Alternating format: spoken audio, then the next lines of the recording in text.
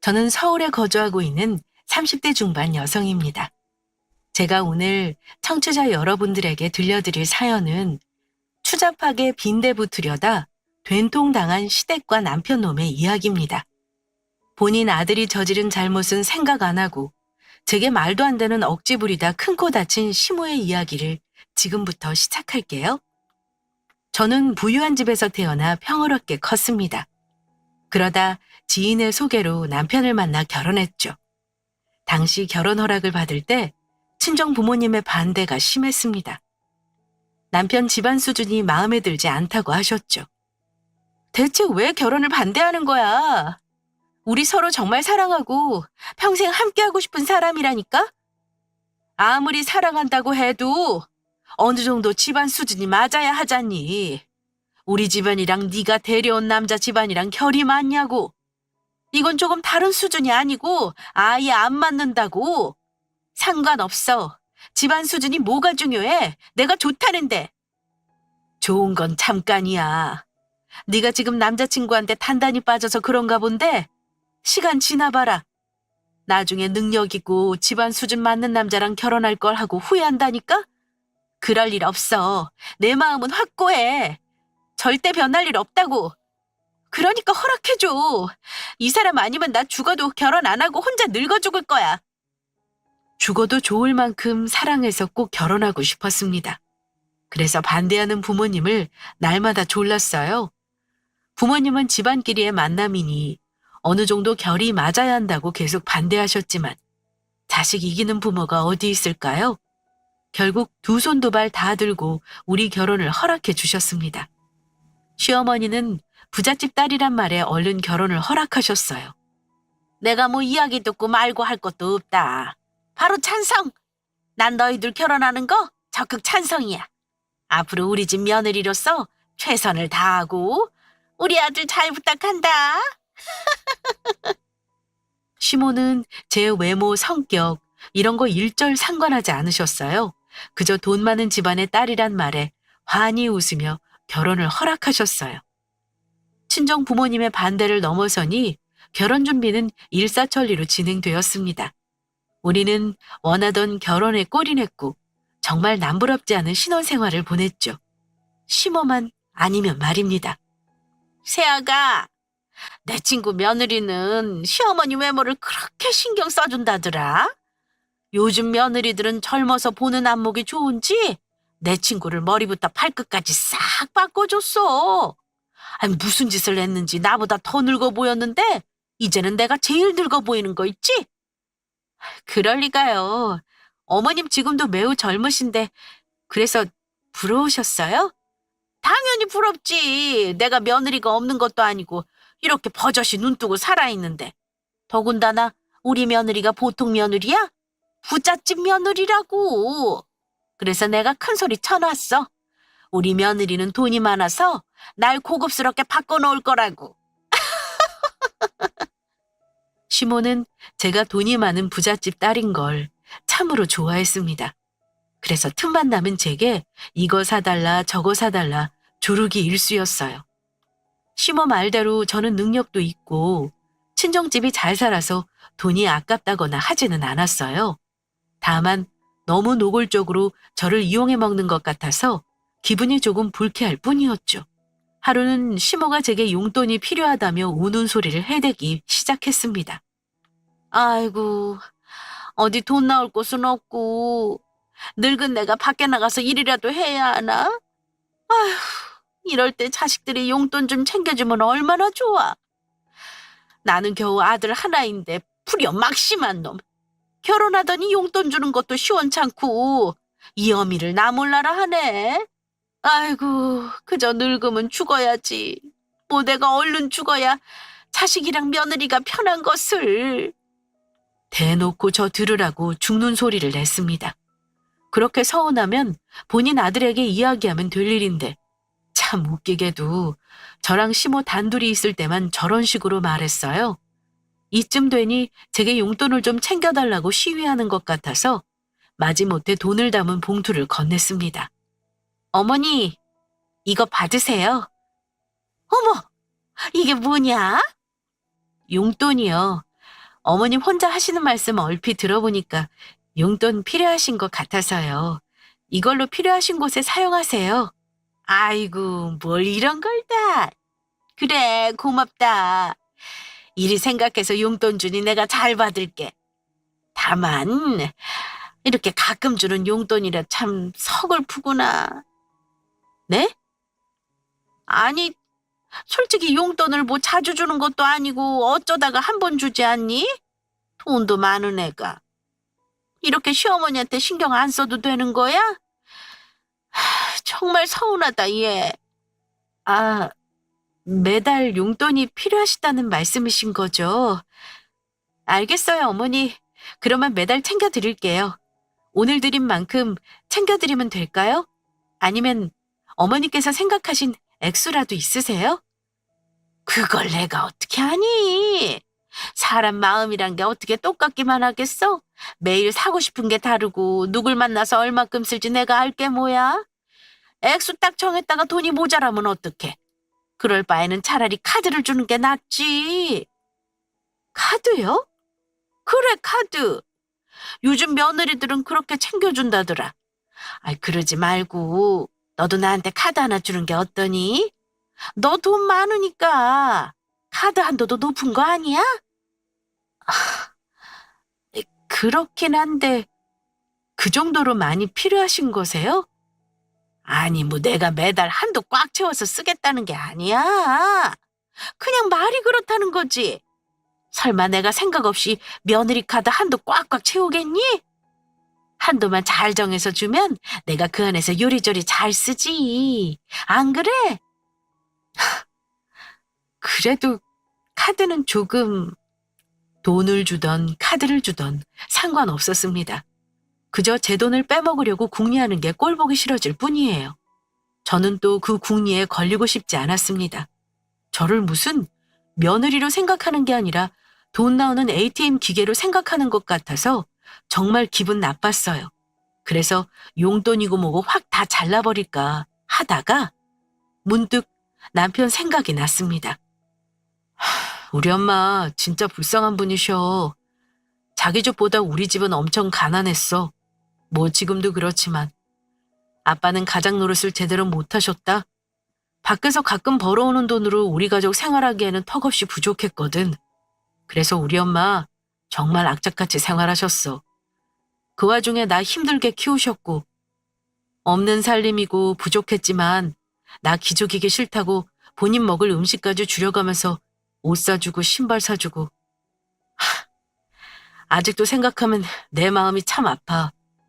그러니까 자기가 우리 엄마 좀 잘 챙겨주면 좋겠어. 엄마한테 자기 같은 딸이 있었다면 참 좋았을 텐데 무뚝뚝한 아들밖에 없어서 늘 죄송했거든.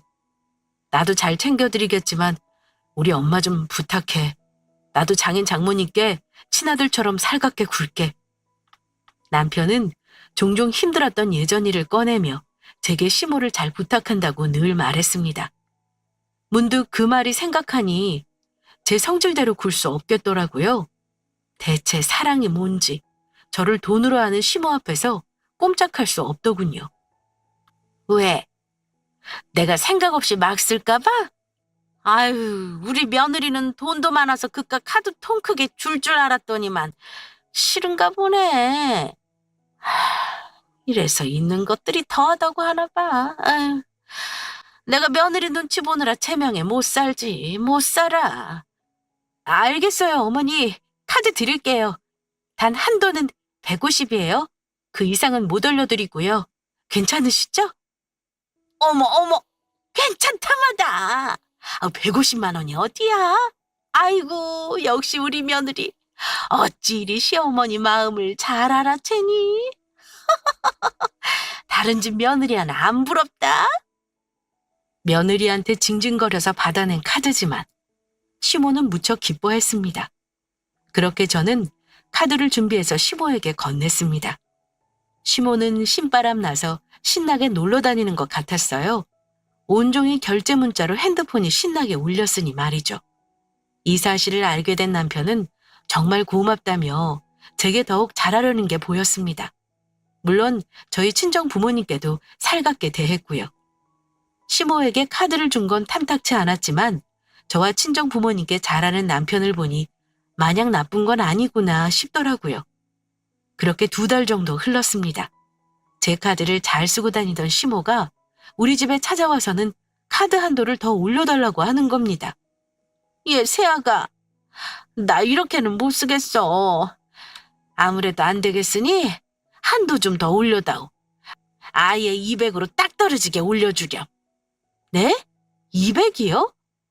어머니, 제가 저번에 말씀드렸잖아요. 150 이상으로 못 올려드린다고요. 그때 어머님도 동의하셨으면서 200으로 올려달라고 하시면 안 되죠. 아이, 그때는 150이면 괜찮을 줄 알았지. 그런데 시간 지나면 지날수록 부족한 걸 어쩌냐? 솔직히 인제 와서 말하는 거지만 내가 만나는 사람이며 하는 모임이 얼마나 많은데 그걸로 가당키나 하겠어? 돈도 많은 애가 되게 째째하게 구는구나. 너한테 150만 원이나 200만 원이나 뭔 차이니? 어차피 푼돈일 텐데. 이왕 쓰는 김에 조금 더 쓴다고 큰일 나는 것도 아니잖니? 그러지 말고 200만 원 딱 맞춰서 카드 한도 올려주렴. 이번이 진짜 마지막이다. 내가 여기서 더 올려달란 말 절대 안 하마. 200만 원을 끝으로 다시는 올려달란 말 안 한다고 하지만 전혀 믿음이 안 갔습니다. 나중에는 200만 원도 모자란다고 올려달라고 징징거릴 거로 생각했어요. 예전 같으면 100만 원에 벌벌 떨던 시모였습니다. 저로 인해 차츰 돈의 맛을 알아가니 150만 원도 부족하다 느끼는 것이었죠. 모든 게 제 잘못이에요. 제가 시모 버릇을 잘못 들여놓았으니까요. 하지만 그걸 다 알면서도 시모 뜻에 따라줄 수밖에 없었습니다.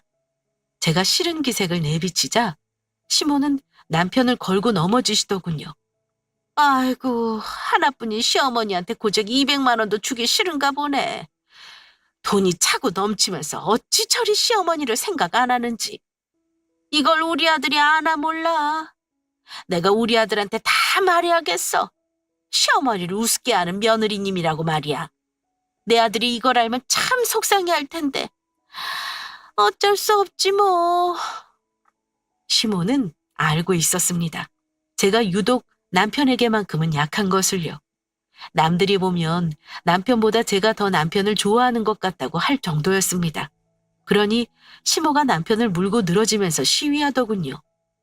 어머니는 그걸 아들에게 말씀하고 싶으세요?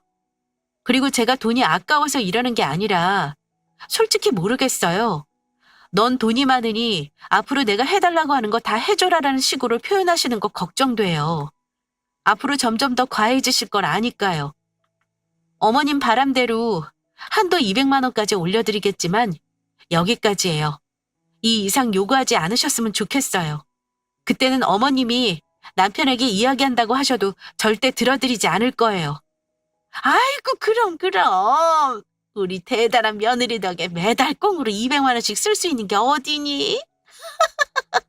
이거보다 더한 요구는 없을 거다. 그럼 난 이만 가볼게. 아이, 눈치 없이 너무 오래 있었네. 남편은 제가 이 정도로 시모를 챙기고 있다는 걸 모르고 있었습니다. 호구같이 시모에게 계속 돈을 뜯기면서도 혹시라도 남편이 알게 되면 제게 미안해할까봐 내색하지 않았어요. 시모가 얄미웠지만 남편이 시모를 얼마나 생각하고 있는지 알기 때문에 제가 해드릴 수 있는 건 해드리는 게 도리라고 생각했죠. 이렇게 저는 제 나름대로 아내로서 며느리로서 최선을 다하고 있었습니다. 그러던 어느 날 부쩍 야근이며 출장이 많아진 남편이 주말에도 지방으로 출장을 가야 한다고 하더라고요. 남편 없이 홀로 외롭게 집에서 시간을 보내고 있는데 늦은 저녁 낯선 번호로 여러 번 전화가 와 있더군요.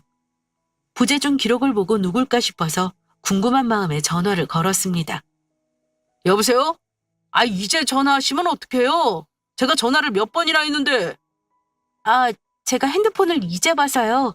실례지만 무슨 일이시죠? 당장 차 좀 빼주세요. 제가 지금 당장 나가봐야 하는데 사모님 차가 제 차를 막고 있어서 나갈 수가 없어요. 30분째 발이 묶였다고요. 네? 차요? 차란 말에 순간 아침 일이 생각났습니다. 남편은 출장을 가려고 나가다 말고 제게 차키를 찾으며 차를 빌려달라고 했어요. 자기야, 나 자기 차 좀 빌려갈게. 내 차? 자기 차는 어쩌고? 아이, 내 차 센터에 맡겼어. 저번에 접촉사고 나서 맡겼잖아. 이번 주 안에 출고된다고 하더니 다음 주를 미뤄졌네. 나 출장 가야 하니까 자기 차 끌고 가려고. 회사 차는 승차감도 별로고 장거리 운전할 때 허리가 너무 아파서. 자기 차 가지고 가도 되지? 자기 주말에 어디 갈 일 없다며? 그래. 알겠어. 내 차 가지고 가. 저는 아침에 가방에서 차키를 꺼내 남편에게 건넸던 게 생각났습니다. 남편이 어디다 이중주차를 했나 생각했죠. 이거 죄송해서 어쩌죠? 그 차는 제 차가 맞는데 제 남편이 출장 간다고 끌고 간 차예요. 제가 남편 번호 알려드릴 테니까 이쪽으로 한번 전화해 보실래요? 이거 참 시간도 없는데. 알겠습니다. 바로 번호 보내주세요. 저는 전화를 끊고 서둘러 남편 번호를 보냈어요. 그리고 다시 볼일을 보는데 몇십 분 후 또 전화가 왔습니다. 아까 차 빼달라는 사람인데요. 아무리 전화해도 안 받아요. 저 지금 당장 나가야 하는데 어쩔 겁니까? 예? 아니, 이중주차를 했으면 전화를 잘 받아야지. 이게 뭐 하는 거냐고요. 지금 내가 그쪽들 때문에 얼마나 시간 낭비한 줄 알아요? 어머, 죄송해요. 저희 남편이 출장 가서 일하는 중이라 전화를 못 받나 봐요. 죄송해서 어쩌죠? 거리가 가까우면 저라도 가볼 텐데 거기 지방이잖아요. 제가 갈 수도 없고 정말 죄송해요. 지방이요? 무슨 소리예요? 여기 지금 서울인데. 네? 서울이요? 그럴 리가요. 남편이 분명 지방으로 멀리 출장 간다고 했는데. 남편분이 거짓말을 했든 뭔가 일이 생겼든 잘 모르겠지만 여긴 서울이라고요. 내가 사는 집 위치도 모를까. 그리고 무슨 출장을 아파트로 옵니까? 아파트요?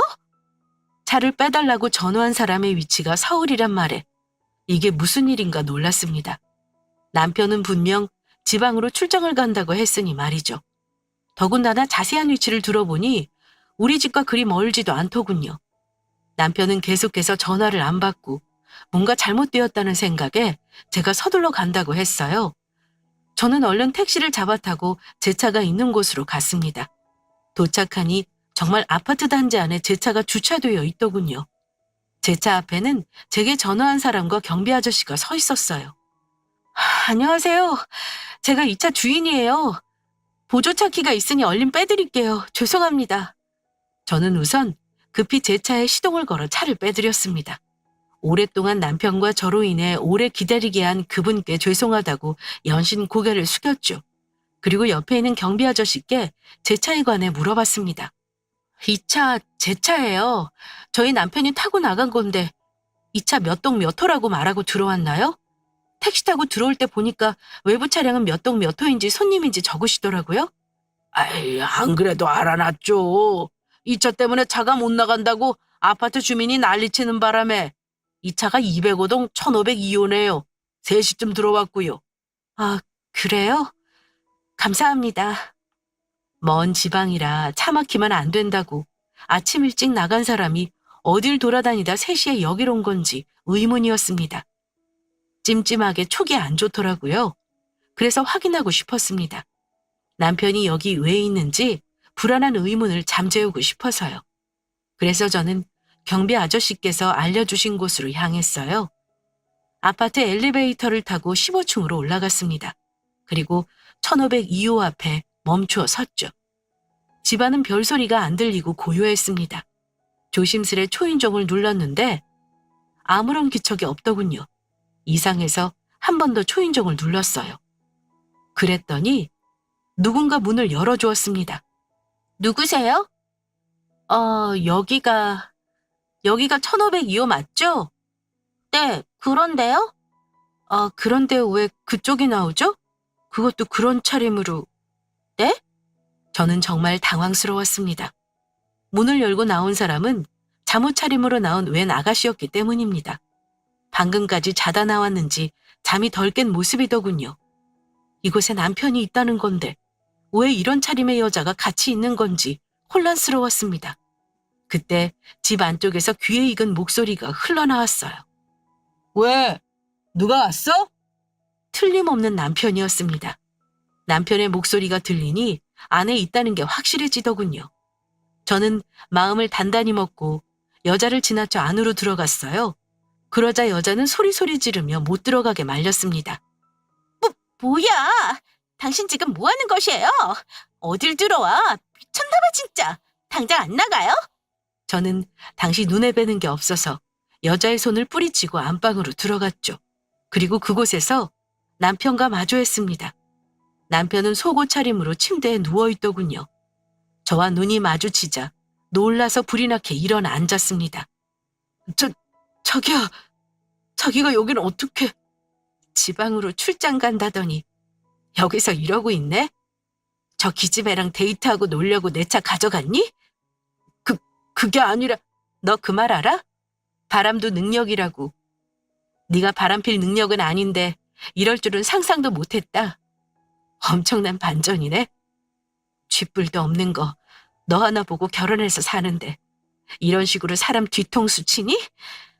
내가 너 이렇게 주접 떨라고 호요식하게 해준 줄 알아? 네 주제를 알고 바람 피워야지. 주제도 안 되는 놈이면 아예 바람 피우지 말던가 아니면 들키지를 말아야지. 나한테 이딴 더러운 걸 보여주려고 차 빌려갔니? 자기야, 지금 자기가 충분히 오해한 거 알아. 그런데 내 말 좀 들어봐. 이게 그러니까 지금 무슨 상황이냐면 뭐라고 해명할 거리가 있니? 그럼 어디 설명해봐. 지방으로 출장 간다던 놈이 서울 하늘 아래 왜 이러고 있는지, 젊은 년이랑 아파트에서 속옷 차림으로 뭐 하는 건지 어디 한번 해명해 보라고. 제 물음에 남편 놈은 식은땀을 흘리고 입만 쭈뼛거렸습니다. 거봐, 없지?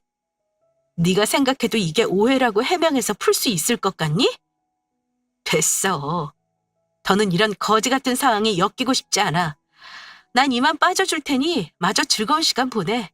쓸데없는 네 짐을 밖에 내다 놓을 테니까 알아서 챙겨가고. 저는 어쩔 줄 몰라 쩔쩔매는 남편 새끼를 남겨두고 탁자에 올려진 제 차 키를 챙겨서 그 집을 빠져나왔습니다. 집을 나오자마자 긴장이 다 풀려서 온몸에 힘이 풀리는 것 같았어요. 왈칵 쏟아지는 눈물을 뒤로하고 차문을 열려고 하는데 그때 뒤에서 저를 부르는 남편놈의 목소리가 들리더군요. 저는 돌아보지 않고 바로 차문을 열고 탔습니다. 그리고 집에 가는 내내 미친 여자처럼 펑펑 울다 집에 도착했어요. 소파에 겨우 지친 몸을 눕히는데 누군가 초인종을 누르더군요. 누군가 싶어 모니터를 확인하니 시모였습니다. 상대할 기분이 아니지만 남편 새끼가 그새 시모에게 연락했나 싶어 문을 열어줬습니다. 어쩐 일이세요? 나 마침 집에 있었구나. 중요하게 할 말이 있어서 들렸다. 그런데 너 우니? 시모는 아무것도 모른다는 표정으로 우는 제 얼굴을 빤히 쳐다봤습니다. 아무래도 남편 새끼가 연락해서 온 건 아닌 듯 했어요. 이 상황에 카드 한도 올려달라고 하기만 해봐라 하고 잔뜩 벼르며 눈물을 훔쳤습니다. 아니에요. 말씀하세요. 중요하게 할 말 있으시다면서요? 그래. 그럼 이야기하마. 너 우리 집 와봐서 잘 알지? 보시다시피 우리 집이 너무 낡기도 하고 그래서 이사를 해야 할 것 같다. 마침 이 동네에 괜찮은 매물이 나와서 방금 계약금 넣고 오는 길이야. 그런데 그 집 사람은 돈이 조금 부족하구나. 네가 빌려주면 좋겠는데. 너희 집 잘 사니까 친정에 잘 말해서 돈 좀 빌려주렴. 딱 5억이면 된다. 뭐라고요? 5억? 그래, 5억. 너희한테는 5억 정도 쉽게 만들 수 있잖니? 그렇지. 당장 전화해서 잘 말씀드리고 다음 주까지 부탁하마. 기껏 해봐야 카드 한도 올려달라고 왔겠지 싶었는데 이건 뭐 서프라이즈를 넘어섰더군요. 아들이나 그 어미나 저한테 아주 큰 빅엿을 먹이려고 작정한 사람들이었습니다. 안 그래도 남편 놈 일로 속에서 천불이 날 것 같은데 시모가 기름까지 탈탈 부어주니 결국 폭발하고 말았어요. 5억 같은 소리 잘도 하시네요. 어머님, 언제 저한테 돈 맡겼어요? 해준 거 하나도 없으면서 뭘 그렇게 당당하게 5억을 달라고 해요? 뻔뻔하고 생각 없는 게 어머님 아들이 어머님을 쏙 빼닮았네요. 빌려줄 돈 없으니까 그만 돌아가세요. 뭐, 뭐야? 아니 얘가 뭘 잘못 먹었나? 어디 시어머니한테 그런 식으로 말해? 너 미쳤냐? 시어머니가 돈 빌려달라니까 그렇게 우습디? 이제 보니 너 나한테 5억 빌려주기 싫어서 이러는 거지? 못된 것. 돈도 많은 게 그깟 돈으로 시어머니를 우습게 여겨? 너 그동안 내가 편하게 대해줬더니 무서운 시어머니 맛이 뭔지 모르는구나. 네, 맞아요. 우스워요. 그렇다고 돈 없는 사람을 우습게 보는 건 아니에요. 저는 돈 많은 며느리니까 본인 돈이라 생각하며 아들 팔아먹는 어머니가 우스운 거예요. 무서울 것도 하나 없고요. 솔직히 말하면 그동안 어머니께 돈을 준 건 다 남편을 위해서 한 짓이었다고요. 하지만 이제 다 끝났어요. 난 은혜도 모르고 되먹지 못한 그쪽 아들이랑 이혼할 거니까. 뭐? 이혼? 내가 고작 돈 5억 좀 해달라고 했다고 지금 시위하는 거냐? 이따위 일로 이혼까지 들먹이는 거 보니 네가 보통 싸가지 없는 게 아니구나. 내가 이럴 줄 알았어. 있는 년이 더한다더니 나한테 5억 빌려주기 싫어서 멀쩡한 남편 버린다고 하는 것 좀 봐. 이 천하의 못된 년. 네가 이렇게 되바라진 걸 하늘이 알고 내가 아는데 순순히 이혼당하게 둘 것 같아? 네가 얼마나 못된 년인지 내가 다 소문낼 거야. 이혼도 네가 먼저 하자고 했으니 네가 다 책임져라. 위자료랑 정신적 피해 보상금까지 두둑히 얹어서 우리 아들 앞길 보상하란 말이야. 어처구니 없는 시모의 말에 웃음이 다 나왔습니다. 본인 아들이 무슨 짓을 저질렀는지 하나도 모르고 기세등등에 있는 꼴이 마냥 웃겼거든요. 참 하나만 알고 둘은 모르네. 어머니, 제가 괜히 이혼하자고 하는 것 같아요? 정말 그깟 5억이 없어서 이혼한다고 하는 줄 아냐고요. 없는 사람이야 돈 5억에 목숨 걸고 연연하겠지만 있는 사람들은 안 그래요. 돈 5억? 우습다고요. 난 돈 때문에 이혼하는 게 아니에요. 이게 다 당신 아들 때문이라고요. 왜 아무 잘못도 없는 우리 아들을 걸고 넘어지냐? 왜? 괜히 할 말 없으니까 죄 없는 아들한테 뒤집어 씌우려고 하지 마라. 그냥 사실대로 말해. 돈 5억 주기 싫어서 억지 부리는 거라고. 시모는 제 말을 못 믿겠다며 본인 아들 편을 들고 섰습니다. 그때였어요. 호랑이도 제 말하면 온다더니 남편 새끼가 제 눈치를 보며 슬금슬금 집에 들어오더군요. 엄마도 있었네? 마침 잘 왔다. 아니 글쎄 얘가 너랑 이혼한다고 하지 뭐냐? 내가 5억 좀 빌려달라고 했더니 그거 주기 싫어서 이혼한다는 소리를 내뱉더구나. 그러면서 죄 없는 네 핑계를 대며 다 너 때문이라고 떠들어대는데 나 참 기가 차서. 엄마, 나 때문에 이혼한다는 거 맞아? 뭐? 아니 네가 뭘 잘못했다고 너 때문에 이혼해? 괜히 여기서 네 아내 편들어줄 것 없어.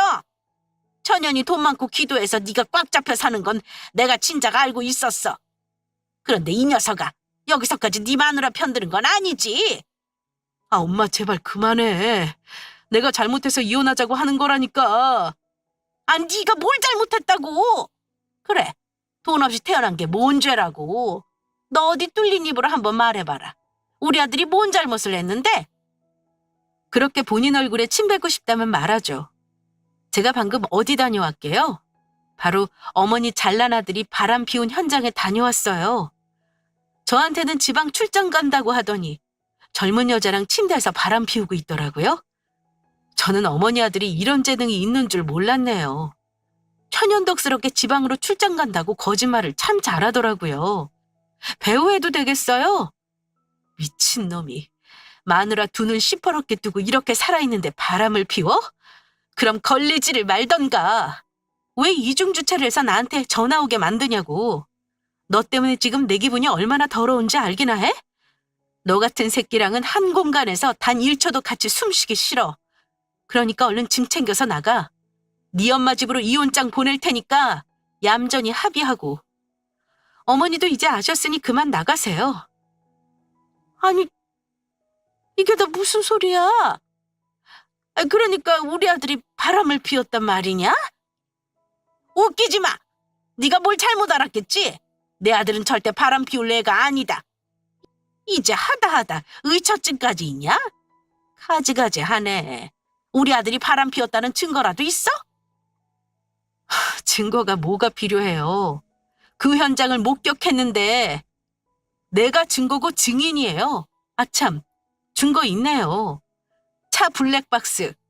저 인간이 내 차 끌고 가는 바람에 두 연놈들이 돌아다닌 행선집의 대화 내용까지 다 녹음됐겠네요. 확인해보면 마땅한 증거 나오겠죠. 뭐? 너 그게 사실이야? 진짜 새아기 놔두고 바람 피웠어? 그게 엄마. 남편 놈은 어떠한 대답도 못하고 쩔쩔매다가 이내 무릎을 꿇고 싹싹 빌기 시작했습니다. 바람이라고 할 것도 없어. 그냥 잠깐의 호기심이었어. 남자들은 다 그런다잖아. 나도 같은 남자인데 다가오는 여자를 무슨 수로 막을 수 있겠어. 하지만 자기 걸고 맹세할 수 있어. 몸은 줬어도 마음은 절대 안 줬다고. 정말이야. 내가 사랑하는 건 자기인데 내가 어떻게 다른 여자를 마음에 품을 수 있겠어. 마음으로 사랑하는 게 진짜 바람 아니야? 난 단순한 호기심에 시작한 일이라고. 그냥 일탈 같은 거야. 그 여자랑 바로 정리할게. 의미둔 여자 아니니까 지금 당장 정리할 수 있어. 앞으로는 다시 이런 일 없도록 할게. 내가 정말 잘못했어. 그러니까 한 번만 눈 감아주면 안 될까? 그래. 새아기 네가 눈 한 번 감고 없던 일로 해줘라. 그러면 나도 네가 오늘 내게 한 못된 짓거리 다 이해하고 넘기마. 새아기 네가 아직 어려서 뭘 모르나 본데 남자란 동물은 원래 그런 거야. 본능이 그런 걸 어떡하니. 속 넓은 여자가 이해하고 품어주는 수밖에. 그리고 가장 중요한 건 마음을 안 줬다잖니. 그럼 아들 말대로 바람은 아니지. 요즘 어린 것들은 마음 없어도 하룻밤 정도야 우습게 보내잖니. 그냥 그런 거라고 생각해라. 나도 다신 이런 짓 하지 말라고 단단히 이야기해 놓을 테니 이만하고 덥잡구나. 누구 마음대로 눈을 감고 덮어요? 말이 되는 소리를 해야 듣는 신용이라도 하지. 둘 다 미쳤어? 바람 피운 걸 들킨 놈이나 다 듣고도 그걸 덮자는 어미나 제정신이 아니구먼. 몸 주고 마음만 안 주면 그게 바람 아니야? 어디서 그따위 말을 짓거려? 그럼 내가 다른 놈한테 몸만 주면 그것도 바람 아니니? 괜찮다고 덮을 거냐고. 몸을 줬든 마음을 줬든 둘 중에 하나만 해도 그건 바람이야. 난 너 같은 새끼 용서할 마음 추호도 없으니까 당장 네 엄마 데리고 꺼져. 인연이 지금 남의 집 귀한 아들한테 뭐라고 떠들어대는 거야? 오죽하면 바람 피웠겠어. 집안에 여자가 기가 세면 남자가 밖으로 돌고 싶어지는 거다. 네가 돈 많다고 아들기 팍 죽이니 이런 사달이 나지. 네가 다 자초한 거야, 이년아. 그러니 이혼 책임은 전적으로 너한테 있어. 나도 너같이 되바라진 년 며느리로 두기 싫다. 내 아들 정도면 이혼하고 얼마든지 새장가 갈 수 있어. 깔끔하게 갈라서고 너 때문에 우리 아들이 바람 피운 거니 모든 책임은 네가 져라. 책임? 지금 나한테 모든 걸 떠넘기겠다 이거네? 끝까지 사람이길 포기하는구나. 그렇다면 나도 끝까지 가줘야지. 어디 마음대로 해봐요. 이혼 책임 나한테 있나 시시비비를 가려보자고요? 내가 못할 것 같아요? 난 우리나라에서 잘 나가는 변호사한테 이혼 의뢰할 거고 원한다면 소송까지 갈 준비 됐어요. 돈으로 못할 것 없는 이 나라에서 내가 질 것 같아요? 이길 자신 없으면 어디 한번 덤벼보든가. 아주 제대로 돈질하라겠다 이거냐? 좋아. 그럼 오늘 계약금으로 넣은 돈만 해결해줘라. 이것만 해결해주면 내가 더 안 바랄 테니 내가 낸 계약금만 다시 돌려줘. 그걸 왜 저한테 돌려달래요? 내가 아직도 어머니 전용 ATM 기계인 줄 아나 봐? 그건 잘난 아들한테 말해야죠. 그래봤자 단돈 500만 원도 없겠지만. 야, 그럼 내가 누구한테 달라 그래? 너 때문에 내 아들이 바람 피운 거라고 했잖아. 네가 돈 좀 있다고 사람을 좀 무시했겠어? 나도 이렇게 재수없고 가치 있기 싫은데 우리 아들은 오죽했겠냐고. 그러니까 네가 다 책임져. 내 계약금 물어내라고 이년아. 그럼 깨끗하게 물러난다잖아. 난 진짜 더러운 걸 보고 싶어? 좋다 그래. 어디 한번 제대로 맛 좀 봐라. 시몬은 말이 끝나기가 무섭게 제게 달려들었고 두 손으로 제 머리채를 잡고 마구 휘둘렀습니다. 노인네가 어디서 힘이 이렇게 나오는 건지 빠져나오려 애를 써도 쉽지 않더군요. 남편 새끼는 어머니와 저 사이에서 발을 동동 구르며 어쩔 줄 몰라 했습니다. 그렇게 되니 저도 이판사판이더라고요. 너 이거 안 나? 어머님이 먼저라요. 머리채 잡은 건 어머님이 먼저 시작한 거잖아요. 이년이 어디 시어머니 머리채를 잡고 있어? 이 천하의 못된 년이. 시몬은 더욱더 손에 힘을 줬고 악착같이 제 머리채를 잡고 흔들었어요. 노인네의 힘이라고 믿지 못할 만큼 어마어마했습니다. 저는 겨우겨우 시몬을 상대하고 있었죠. 둘이서 서로 머리채 잡고 몸싸움하느라 이리저리 부딪혔고 그 덕에 물건들이 떨어지며 나뒹굴었습니다. 그렇게 몇 분이 흐르고 경찰이 우리 집을 찾아왔어요. 남편이 문을 열어주자 집에 들어와 시모와 저를 말리기 시작했습니다. 두 분 지금 뭐 하시는 겁니까? 우선 두 분 다 이 손 놓으세요. 이렇게 싸우시니 시끄럽다고 신고가 들어오죠. 아파트 주민께서 소란 피운다고 신고하셨어요. 아이고 경찰 양반. 이 악독한 년 좀 잡아가요. 세상에 어느 천재의 며느리가 시어미 머리채를 잡는답니까? 네? 며느리분이요? 시모의 말에 경찰 2명은 저를 쓰레기 보듯 쳐다봤습니다. 저는 헐떡이는 숨을 잠시 고르고 입을 열었어요. 네, 제가 며느리 맞고요. 먼저 머리채를 잡은 건 시어머니예요. 제 남편이 바람을 피웠고 그걸로 이혼한다고 하니 안 된다며 돈 내놓으라고 협박하더군요. 제 친정이 잘 산다고 늘 돈 내놓으라고 협박했어요. 싫다고 했더니 더러운 걸 한번 당해보라고 냅다 머리채를 잡는데 어쩌겠어요. 죽일 듯이 머리채 잡고 흔드는데 저도 살려면 어머니 머리채 잡는 수밖에요. 아까 말리실 때 느끼셨을 거 아니에요? 어머님 힘이 보통 아닌 거? 제 말에 경찰은 헛기침을 몇 번 하더군요. 시몬은 상황이 이상하게 흘러가자 저를 폭행죄로 고소하겠다고 난리를 피웠습니다. 그 소란으로 우리는 같이 경찰서에 가게 되었고 저는 즉시 아버지가 잘 아시는 변호사분을 변호사로 선임했죠. 그리고 제 변호사가 도착하자마자 모든 상황은 정리되었습니다. 변호사 하나 선임할 능력이 없던 시몬은 악다구니를 쓰며 소리쳤어요. 아주 돈지랄을 해라 해. 네가 이런다고 내가 순순히 물러날 것 같아? 저는 더 상종하기 싫어서 모든 것을 변호사에게 위임했어요. 물론 이혼까지도요. 우리 아빠가 잘 알고 있는 변호사는 잘 나가는 로펌의 변호사였습니다. 아빠가 하시는 사업일로 종종 로펌의 도움을 받았는데 그때마다 아빠를 도와주시는 분이셨어요.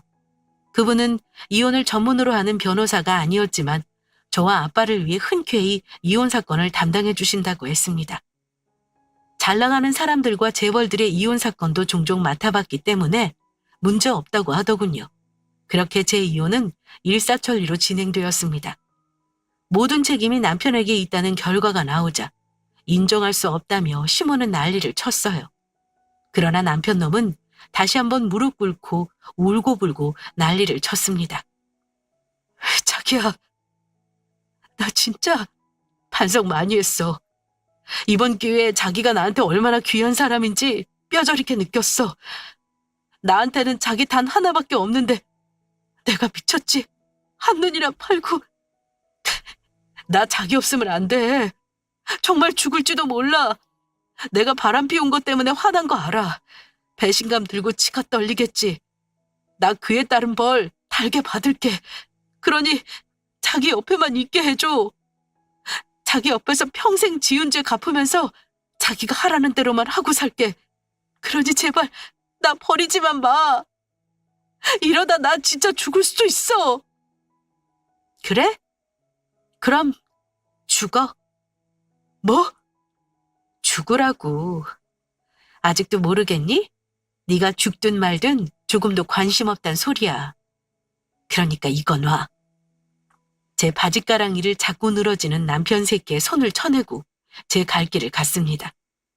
뒤에서 몰아 절규하며 계속해서 제 이름을 불러댔지만 뒤돌아보지 않고 꿋꿋하게 걸어나갔어요. 제가 어릴 때부터 아빠가 하신 말씀이 있습니다. 돈 없는 건 용서해도 사람으로서 갖춰야 할 인성이 바닥인 건 용서 못한다고요.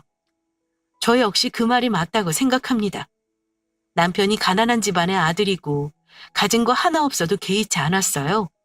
그 사람의 마음을 높이 생각했으니까요. 하지만 이렇게 추악한 놈일 줄은 상상도 못했네요. 그나마 너무 늦지 않게 알게 되어 다행이라 생각합니다.